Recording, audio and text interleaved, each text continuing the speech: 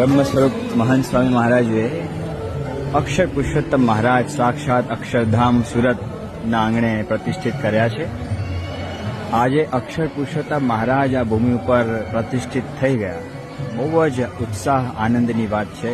આજે તો ભવ્ય મનમાં પણ ઉત્સવ છે અને સુરત અક્ષરધામ સુરતના આંગણે દરેક હરિભક્તોના ઘરે પણ ઉત્સવ છવાયેલો છે.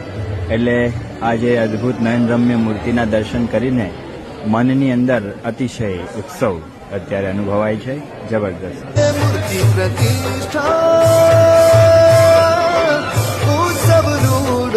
આજના દિવસે જે દરેક સુરત નિવાસીઓએ દર્શન કરી લેવા અને પ્રતિષ્ઠાનો પ્રસાદ પણ અંગીકાર કરવાનો બાપાએ સર્વને આજ્ઞા કરી છે.